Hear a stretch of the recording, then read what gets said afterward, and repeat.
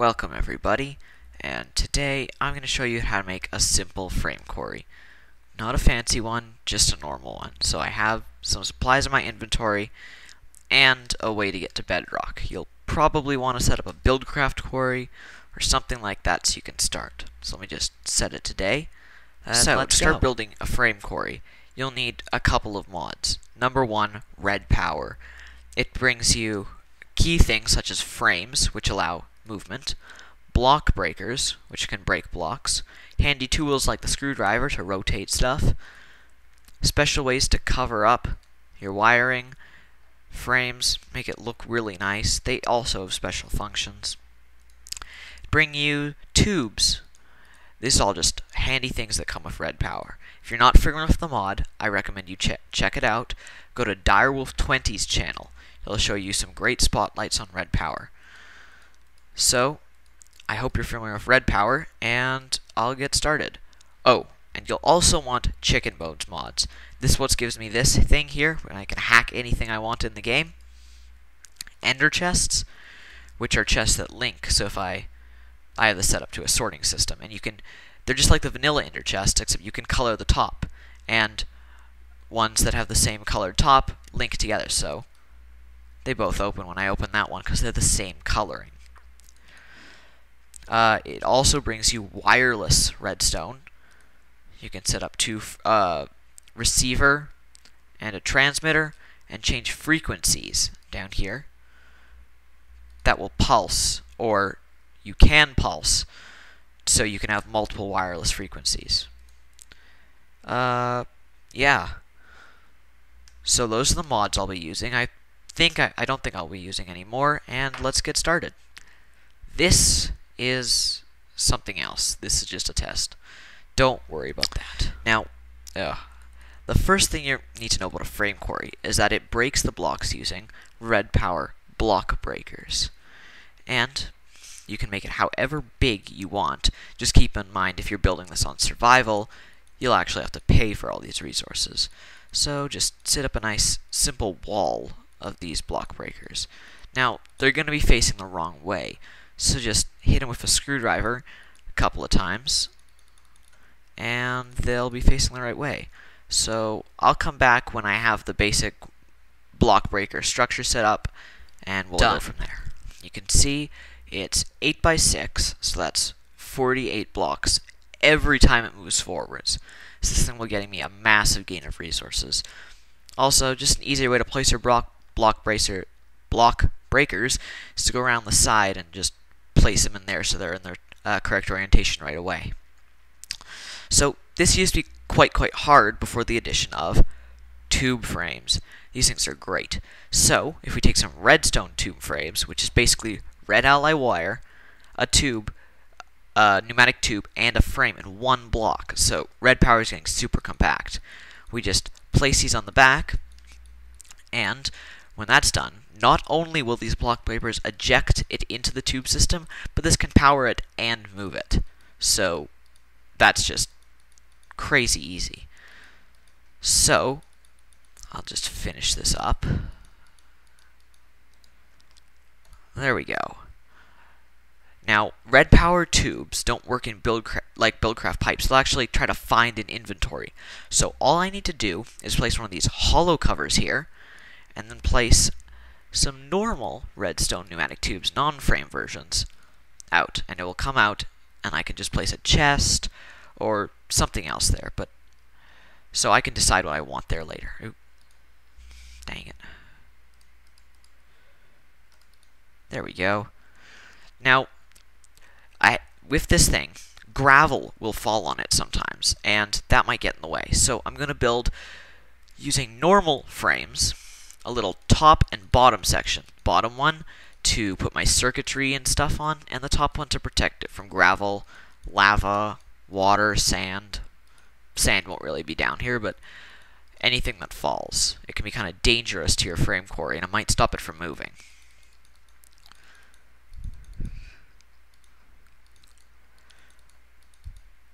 There we go. So, this thing can now move into the earth. Now, a problem with frames, if they're on a block, they'll actually pull that block with it. But we don't want the bottom ones to pull that block. So, if you grab a cover, and I have basalt covers here, you can cover up the bottom, and it will no longer drag the blocks. So I'm just going to go around here and do that, and I'll be right back. And covered. I've covered my frame quarry in these basalt covers, and now it shouldn't drag any unnecessary blocks with it. So, what I'm going to do is I'm going to use that ender chest from that ender chest mod I showed you before, place it down right here. So now anything that comes out of this frame quarry that's get dug up will go right into here. And I do have a system back over there in my base, which will take the items out and sort them. I'll probably show you that at the end of the video. Now, we'll want to get started on some circuitry and movement. So, to move frames, you'll want frame motors. Now, these things have two different orientations. One is the way that arrow is pointing, and that's the way the frame motor will move stuff. You can move the way the arrow is pointing by clicking on it with your screwdriver. But if you shift-click on the frame motor with your screwdriver, you can change which side it will pulse on. So I'm going to show you a really useful thing called an inchworm drive.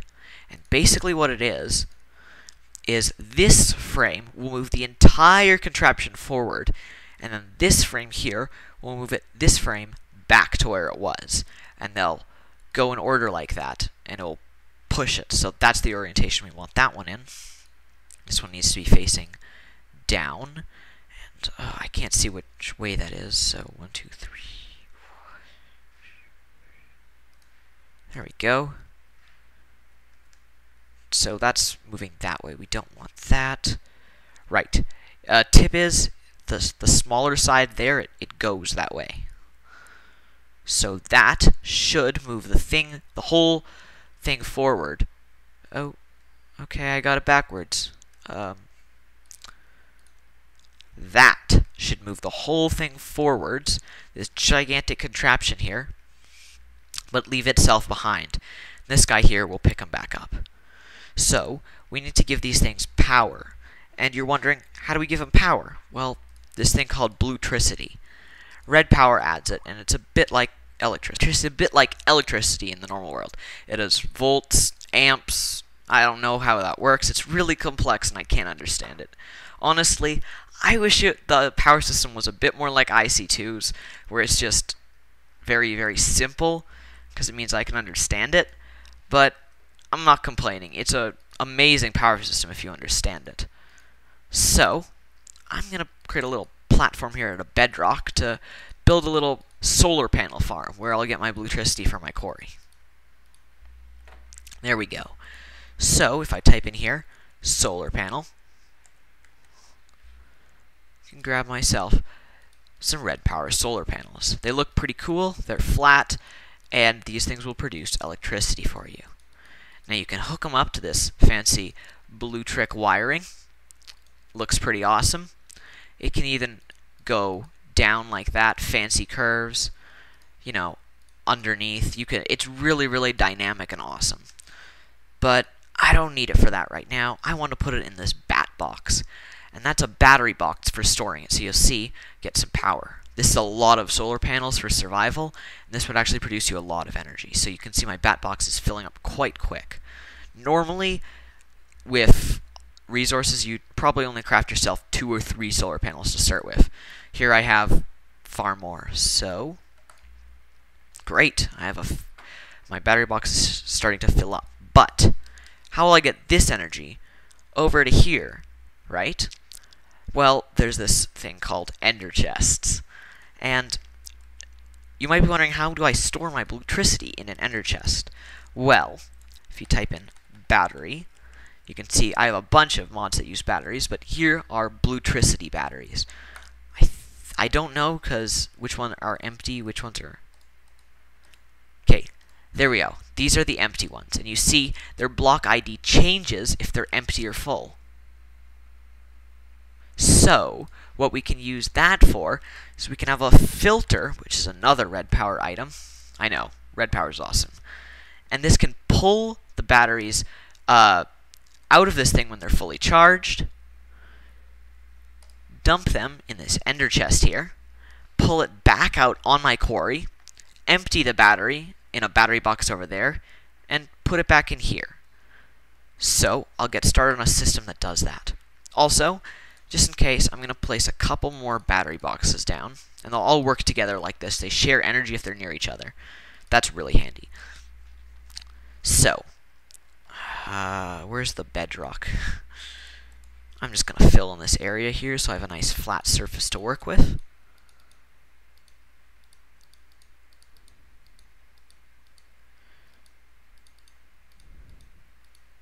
Awesome.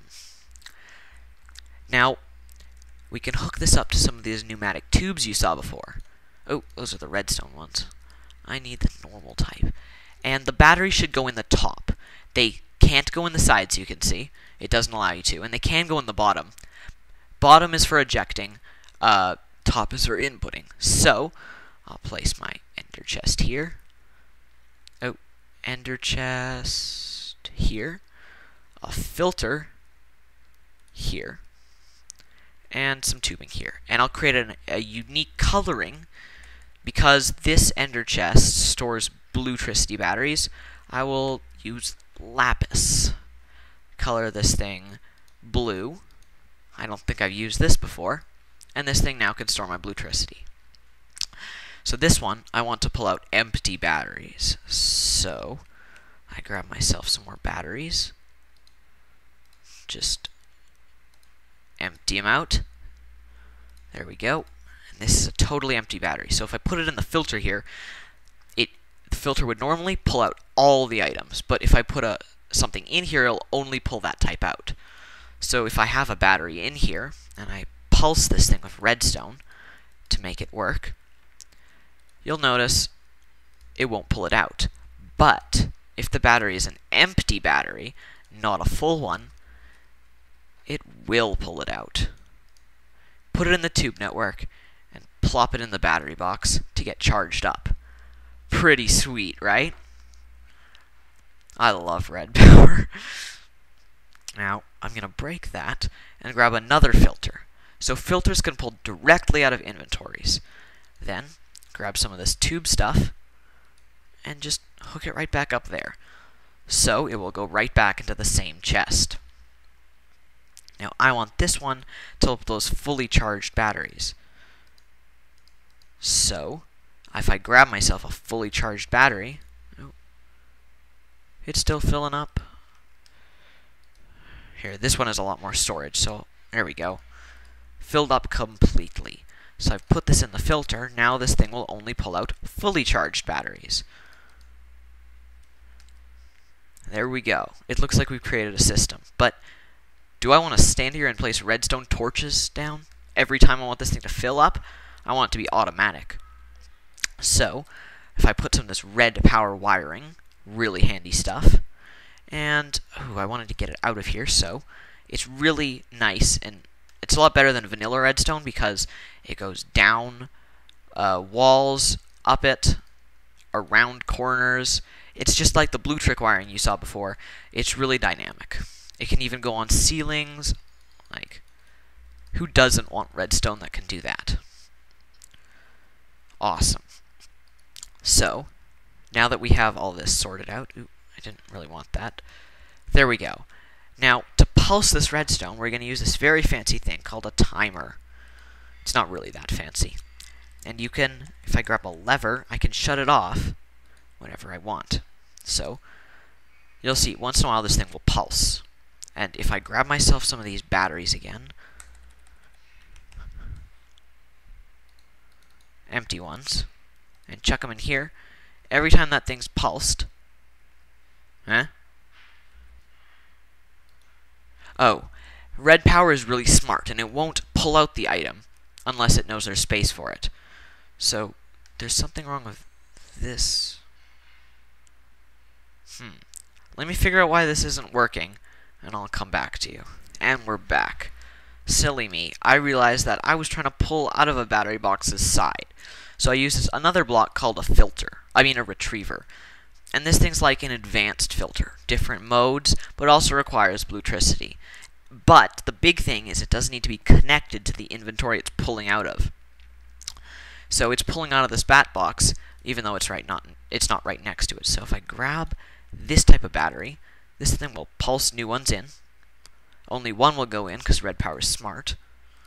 And if I put this like that, it will, once this battery fully charges up, try to pull it out. If the Redpower wiring is connected. There we go. You'll see it pulls it out, and the battery goes back into the ender chest, charged. Sweet, isn't it?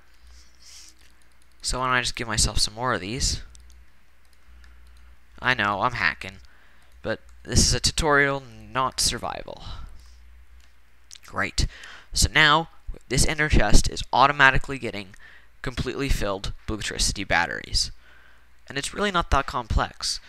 If you want to understand more about retrievers and all the Redpower stuff, go to Direwolf Jenny's channel. I might be making a Redpower spotlight sometime sooner rather than later, but don't take my word on it. Now, we need to get the Bluetricity over here. So we kind of need to create a reverse system of what we have over here, over there. But because it's on a frame, Quarry, we'll want this thing to be super compact. So let's grab the wiring and go. Uh-oh, looks like I can't place it on the frame. And that's actually an intended feature.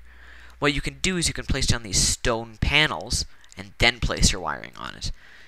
It doesn't have to be a stone one. I just use it so I can tell the difference between basalt and stone. It's really easy and nice, and it means there's no thinking and trying to figure out about which one. So, if you're wondering why I have the little gap here, it's because this thing will have to move back, so I want to have the gap for it. Also, the wire will connect to it wherever it is along the line. And I need a cover here. Also, actually, this should be good. Nice and simple. It looks great. And it should work. Okay. So I'm going to go create the Bluetricity unloading system. I'll probably put the wiring that runs the quarry up on the wall here, and then the Bluetricity stuff down on the floor. Nope, stone panels. So, battery box. Very important. That will store the power that comes in. I need a retriever. Tubing coming in, a retriever, tubing coming out, and an ender chest. Now, just because these blocks are touching blocks that are touching blocks that are touching blocks connected to the frames, doesn't mean they'll move. The blocks have to be directly touching the frame. So, I'll come back when I've replicated this system over here, and it's the exact same system. Duplicated. Awesome. This time, I also used the frame tubes, so I don't have to place frames all over this thing and hold it all down. And you'll see this one's far, far more compact. Everything should be held in place by frames. You'll see when I move this thing, and if any wiring pops off, there's an indicator. But this time, we'll be pulling out fully charged ones, and pulling out of the ender chest fully charged ones, and out of the battery box empty ones. I've also hooked up the retriever to the battery box, and all I need is some redstone pulses. So, a little bit of this right here will help me place down some wiring, and I can get this thing set up. There we go. That's just so compact. I love Redpower. I can't stress it enough. Actually, I'm pretty sure I don't even need that if I put my timer right here. And that should actually... Here's the test if this thing has energy in it. Uh-oh. Why isn't this working? You pull out battery. Oh, of course, it's not on the right network. Another thing about ender chests to be careful about. Grab some lapis dye. You'll notice there's nothing in it, but if I lapis, even 2 won't work, but the third one, third one, wow, Bluetricity batteries, really handy. and you'll start to see some batteries are going through here and then getting pulled out eventually, I hope. They have to land in the bottom. So I'm actually going to have to do a little bit more work on this. It's not that big, I guess. In fact, this might even be more compact, because I can take out all this stuff and just put frame tubes here. That's actually really nice. I like it. Let's grab some of these things, and it will go in there. Now I can put around the side the retriever.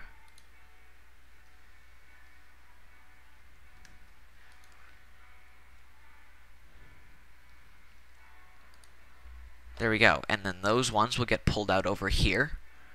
And you'll see this bat box is filling up now.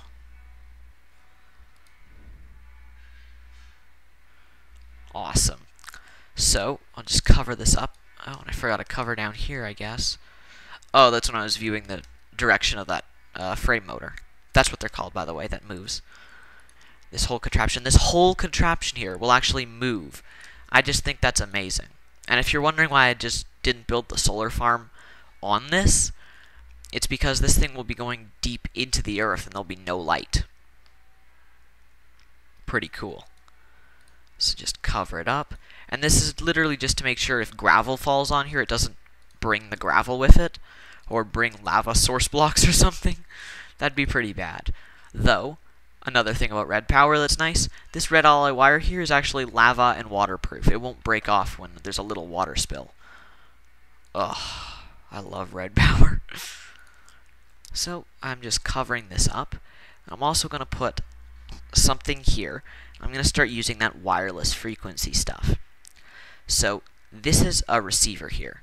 And if I just set this to a random frequency here, there are, I believe, 10,000 frequencies. So you're never going to run out. And I'll just call this frame quarry bluetricity. Or just frame quarry blue.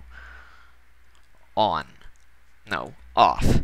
So if you power a timer from the back here, you'll notice it pulses from the side and the front. If you power it from the sides, it will on the back it will turn off. So the front is only output, back is only input, and the sides are both. That's handy and amazing.